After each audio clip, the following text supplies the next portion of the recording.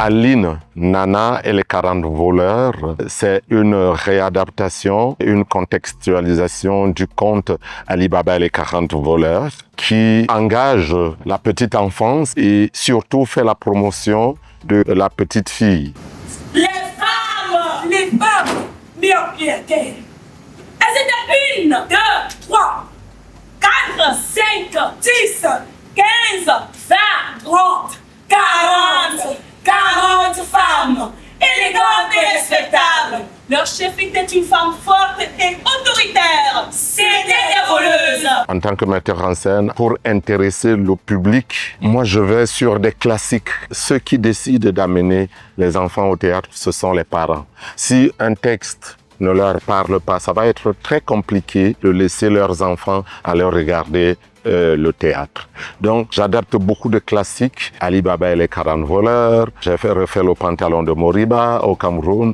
J'ai refait l'os de Morlam que j'ai adapté pour que ça amène le parent à venir nous déposer son enfant au théâtre. Sésame, referme-toi. Sésame, referme-toi. Chacune remonta sur son cheval et la bande disparut sur la piste.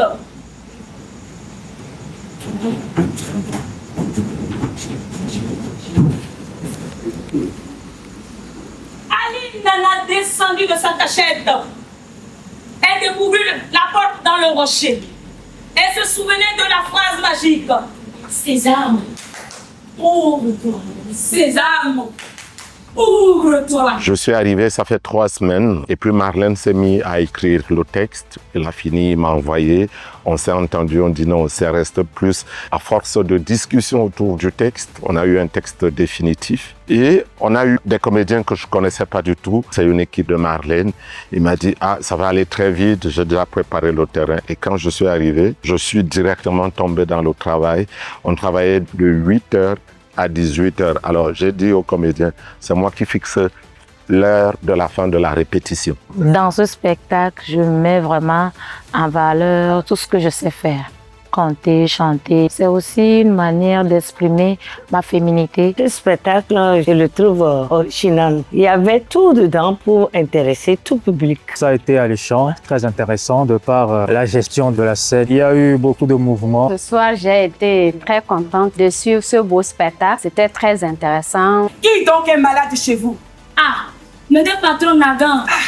Il donc qui? Il vous gazé. Il vous en a vu là vous. Nagan. Les ancêtres ne mentent jamais. Nagan. Elle ne mange plus. Elle ne dort plus. Nagan. 4 pour les borgnes. La peau et les griffes d'un lézard. Yemonalidi. Enifoti. 3 bagnes hollandais.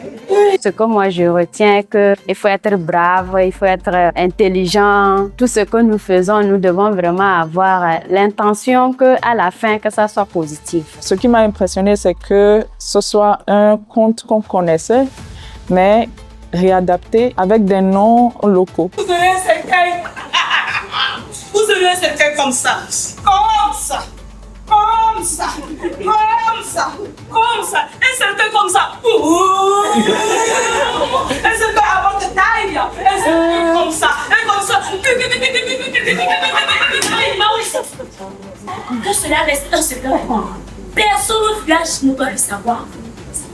Promis, juré. La prochaine étape du projet, c'est de continuer à tourner le spectacle. Il faut que les enfants le regardent, mais alors sur toutes les coutures. Il faut que le spectacle soit présenté, pas seulement ici à Lomé, que ça aille partout où les gens ont besoin de théâtre. La chef des voleuses se leva silencieusement. Elle sortit dans la cour et lança aussitôt le signal convenu en jetant de petits cailloux contre les tonneaux. Mais aucun mouvement ne répondit. Surprise, elle s'approcha d'un des tonneaux, souleva légèrement le couvercle. En sentant l'odeur d'affitiqué, elle comprit aussitôt que son plan avait échoué et que ses compagnes avaient été vaincues.